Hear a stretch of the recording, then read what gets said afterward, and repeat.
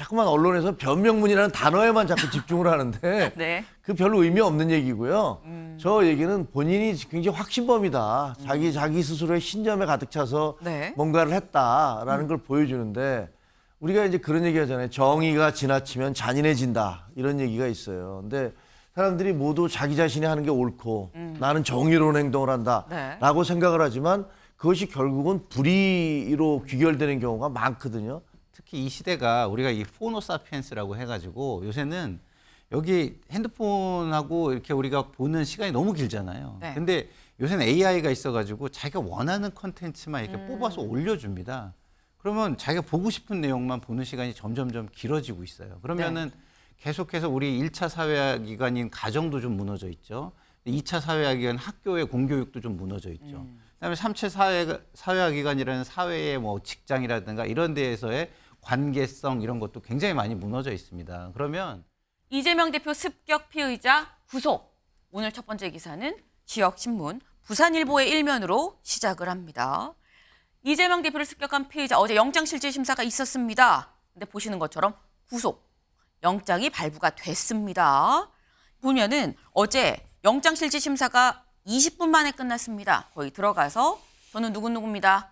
네, 맞습니다. 아닙니다. 얘기하고 거의 뭐 바로 끝났다라고 봐도 무방한 20분 만에 영장실질심사가 끝나고 뒤이어서 2시간 만에 구속영장 발부가 결정이 됐습니다.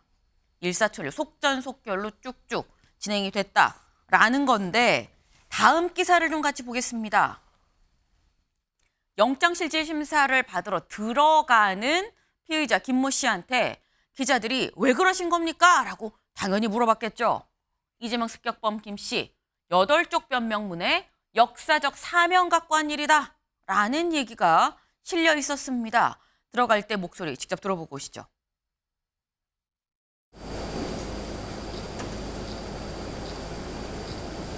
팔의 의도가 뭡니까? 이 대표 왜 공략하셨습니까? 이재명 대표 하셨습니까? 이재명 대표 왜 하셨습니까? 이재명 대표 왜 공격하셨습니까? 내가 문건을 경찰에다가 내 변명문을 8쪽짜리 제출을 했어요. 그거 참고해 주시면 되겠습니다.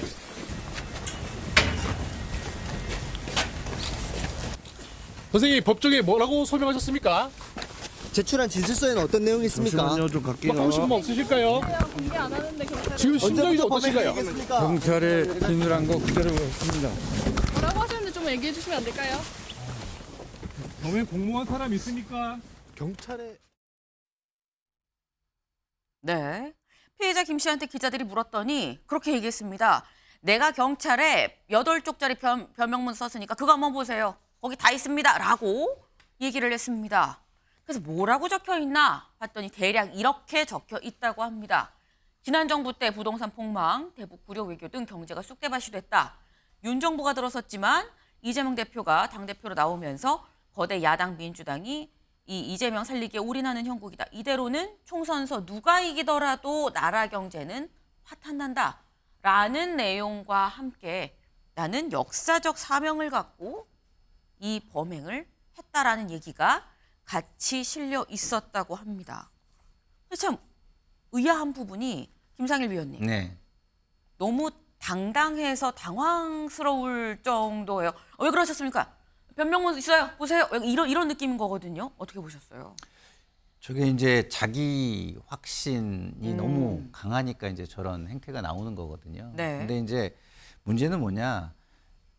어떠한 이야기를 하든 그게 우리 근대 국가에서는 사적 부재나 어떤 사적 보복은 절대적으로 금지가 돼야 되는 겁니다. 네. 뭐 본인이 확신이 아무리 있다고 하더라도 제도 안에서 그 문제를 풀 수 있는 방법을 찾아야 하는 것이죠. 그런데 지금 저렇게 당당하게 이야기하는 것, 이것은 지금 이 우리 제도가 제대로 작동을 하지 못하고 있고 그 사람들을 제대로 사회화시키지 못하고 있다, 이런 것을 보여주는 대목이라고 저는 봐요. 그렇기 네. 때문에 지금 제도권에서 저는 특히 이 시대가 우리가 이 포노사피엔스라고 해가지고 요새는 여기 핸드폰하고 이렇게 우리가 보는 시간이 너무 길잖아요. 네. 근데 요새는 AI가 있어가지고 자기가 원하는 컨텐츠만 이렇게 뽑아서 올려줍니다.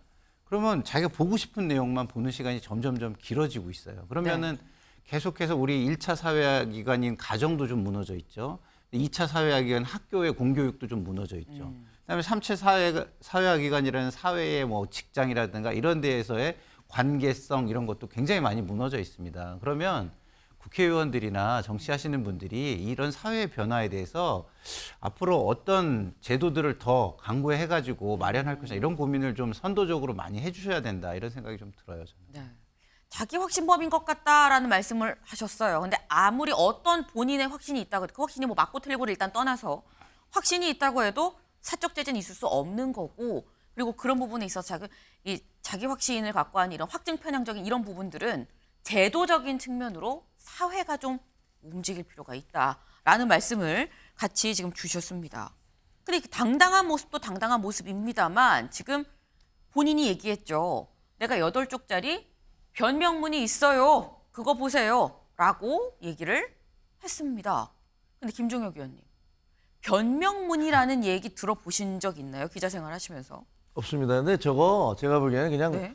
본인이 말을 하다가 그 말실수 비슷하게 한 것 같아요. 그러니까 저희가 하기에 반성문 보통 그렇게 얘기를 하죠. 뭐 이렇게 얘기하잖아요. 재판부에 내는 반성문. 호소문 뭐 이런 네네. 거 있어요. 근데 변명문이라는 단어는 없잖아요. 네. 근데 대개 보면 성명서, 변론서 이런 건 있지만 변명문은 없는데 네. 기자들이 막 물어보니까 저 사람 주장은 나는 내 스스로의 양심에 따라서 무슨 행동을 했고 거기에 대한 내 논리를 거기다 써서 제출을 했다라고 네. 얘기하는데 그 자꾸만 언론에서 변명문이라는 단어에만 자꾸 집중을 하는데 네. 그 별로 의미 없는 얘기고요. 저 얘기는 본인이 굉장히 확신범이다. 자기 스스로의 신념에 가득 차서 네. 뭔가를 했다라는 걸 보여주는데 우리가 이제 그런 얘기 하잖아요. 정의가 지나치면 잔인해진다. 이런 얘기가 있어요. 근데 사람들이 모두 자기 자신이 하는 게 옳고 나는 정의로운 행동을 한다라고 네. 생각을 하지만 그것이 결국은 불의로 귀결되는 경우가 많거든요. 지금 현재 우리 세상이 그래요. 양쪽 진영의 극단에 있는 분들은 자기가 하는 것들이 다 옳다고 주장을 해요. 근데 결과적으로 보면 그것은 불의를 저지르고 있는 경우가 많거든요. 근데 저분도 아마 어떤 이유로 저분이 저런 생각을 갖게 됐는지는 네. 잘 모르겠고 아마 그것은 우리 사회의 그 여야의 어떤 양극단 정치 네. 그것이 저분을 저렇게 영향을 미쳤을 거라고 생각을 하지만 본인의 스스로가 옳고 정의롭다라는 그 확신에 차 있는 확신범인 건 분명한 것 같아요. 네. 변명문이라는 뭐 단어 자체에 좀 집착할 건 아니다. 본인이 좀 말실수를 한 거 아니겠느냐라는 말씀하셨는데 보통 반성문, 성명문, 호소문 이런 말을 쓰는데 변명문이라는 얘기를 쓰는 것도 좀 특이한 부분이긴 합니다. 좀 분명한 건 어쨌거나 나는 어쨌거나 영웅 같은 그런 느낌으로 역사적 사명을 띠고 범행을 저질렀다라고 지금 당사자가 지금 얘기를 직접 하고 있다는 얘기인 거죠. 다음 기사를 좀 이어볼까요? 역사적 사명감 갖고 한 일, 8쪽 변명문, 피의자 주머니에 넣은 채 이 대표 습격. 이 변명문을 품 안에 넣고 1월 2일 직접 이 피습, 범행을 저질렀다라는 겁니다. 근데 그렇다고 하는 건 장혜찬 최고위원님, 이게 범행 전에 이미 붙잡힌 이후에 어떻게 얘기가 흘러갈지 상황까지도 다 머릿속으로 알고 준비하고 했다라는 건데 어떻게 보면 어떤 분들은 이게 약간 정신감정, 심리감정도 해봐야 되는 거 아니라는 말씀하셨죠. 이런 거 보면은 이런 것까지 생각하는 건 정신도 멀쩡한 전혀 문제가 없는 사람 아닌가라는 생각도 들거든요. 근데 이제 피의자의 뭐 심리 상태에 대해서 제가 예단할 수 없습니다만 네. 정상적인 좀 심리 상태로는 보이지 않아요. 또 압수수색 결과 보도되고 이런 거 보면 뭐 사무실 등에서 핸드폰이 많이 발견됐다 이런 보도도 보고 하면 이게 일반적인 심리 상태로 보이지 않고 네. 그러나 뭐 심리 상태가 불안정하다고 해도 이런 용납돼서는 안 될 테러 행위를 저지른 것에 대해서는 당연히 엄중한 처벌을 받아야 되는 거죠. 네. 소위 말하는 저 변명문이라는 것도 미리 갖고 있었다면 이게 계획 범죄임을 증명하는 증거가 되는 것이기 때문에 이게 뭐 변명문을 썼고 본인의 주장을 한다고 해서 처벌이 감경되는 것이 아니라 오히려 계획 범죄가 인정되어서 처벌이 가중되는 증거가 될 가능성이 저는 상당하다고 봅니다. 지금 뭐 국민의힘에서도 한동훈 비대위원장이 이재명 대표 피습 이후에 국민의힘 당원들을 향해서 제가 다친 것처럼 생각해달라라고 말한 것처럼 여야나 뭐 보수 진보의 정치 성향을 떠나서 이런 식의 물리적 테러 행위에 대해서는 모두가 선을 명확하게 긋고 있기 때문에 제가 한 가지 우려가 되는 것은 이 변명문 내용에 대해서 우리가 지나치게 관심을 기울이지 않았으면 좋겠어요. 보통 이런 범죄를 저지르는 사람들은 사회의 관심을 받고 싶어서 극단적인 행동을 하잖아요. 근데 이 사람의 메시지에 우리가 또 막 이렇다 저렇다 너무 지나치게 네. 관심을 부여해줘 버리면 이 원하는 바 얻는다. 범죄 소기의 목적을 좀 달성시켜주는 꼴이 될 수도 있기 때문에 그러네요. 누가 되었건 무슨 뭐 내용을 담건 무슨 생각을 하고 있건 간에 이런 식으로 본인의 생각을 드러내는 것에 대해서는 우리 사회가 범죄를 엄단하는 것 외에 일체의 관심도 주지 않는다라는 좀 스탠다드를 만들어가면 어떨까 하는 생각이 듭니다. 네, 범죄를 엄단하는 것 외엔 일체 관심을 주지 않는 어떤 그런 기준을 마련해야 된다라고 말씀하셨는데 김종혁 의원님. 저도 전적으로 동감을 네. 하는데요. 왜냐하면 과거에 이제 미국의 유너바머라는 그러니까 폭탄을 계속 배송을 해서 폭탄을 막 터지게 하는데 네네. 그러면서 거창하게 나는 인류 문명을 위해서 이 산업화 시대의 문제점들이 이런 게 있다라면서 뉴욕타임즈에 계속 기고를 했어요. 네. 그러니까 뉴욕타임즈에서 그걸 계속 대서특필을 했단 말이에요. 그러니까 그러다 보니까 유너바머가 누구야? 너무 유명한 사람이 돼버렸거든요. 나중에 붙잡히긴 했지만 어떻게 보면 자기 환상에 빠져 있는 사람의 어떤 헛소리를 언론이 계속 중계를 하다 보면 마치 그게 무슨 정당한 행위인 것처럼 그렇게 받아들여질 수가 있어요. 네. 그래서 그런 부분들은 장해찬 전 최고가 얘기한 대로 상당히 조심해야 되겠다 이런 생각이 들어요. 이상한 일부 소수의 행동은 그 자체로 그냥 넘기고 일단 그래서 그런 나쁜 잘못된 행동에 대해서 어떻게 엄벌을 하는지에 좀 더 포커싱이 돼야 된다라는 말씀을 주신 것을 좀 이해를 합니다. 관련해서 엄단 관련해서 좀 지켜보겠습니다. 다음 기사를 좀 볼까요? 이재명 습격범 6개월간 6차례 따라다녔다. 범행 동기 질문에 8쪽짜리 변명문 봐라. 네. 지금 보면 변명문을 품 안에 품고서 범행을 했다라는 거죠. 미리 다 준비를 하고. 그리고 보니까 저희가 12월 13일 작년 12월 13일에 이재명 대표 전세 사기 관련 간담회에도 거기도 등장했었네라는 소식은 전해드렸었는데 그때뿐이 아니고요. 무려 6개월간 반년 동안 6번이나 최소 6번이나 따라다녔었다라는 겁니다. 누가 봐도 계획 범죄다. 그것도 철두철미하게 꼼꼼하게 계획을 했구나. 오랜 기간 준비를 했구나. 라는 생각이 드는데 근데 그렇다고 하면 조상호 변호사님. 네. 이게 누가 봐도 계획범이잖아요. 네. 혐의는 살인미수입니다. 네. 살인미수 혐의로 이 정도 계획을 했다 그러면 네. 어느 정도의 처벌을 받게 되는 겁니까? 원래 그냥 법정형은 사형 무기 또는 5년 이상의 징역으로 돼 있지만 구체적으로 이제 양형 기준이라는 걸 대법원에서 정해놓은 게 있습니다. 네. 그 대법원에서 정해놓은 양형 기준에 따르면 현재 이런 형태의 살인의 가해인은 비난 동기 살인이라 그래서 네. 그러니까 뭐냐면 특정 개인적 원한 관계에 있거나 이런 게 아니고 네. 어떤 정치적인 이유나 그 밖에 인명 경시적인 사고로 그 특정 세력을 갖다가 어떻게 보면 타격하기 위한 살인.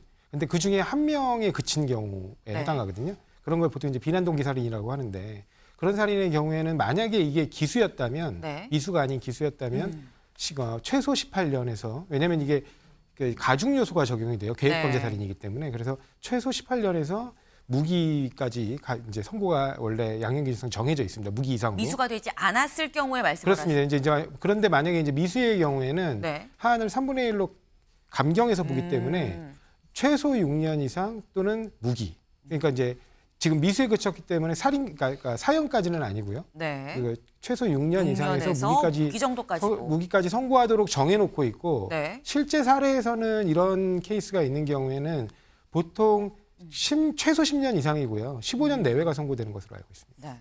그러니까 언뜻 들어도 절대 간단한 지금 그런 상황이 아닙니다. 최소 6년인데 지금 이미 선고가 나왔던 다른 사례들을 보면 10년 이상 나오는 경우도 굉장히 많다라는 말씀을 하셨어요. 네.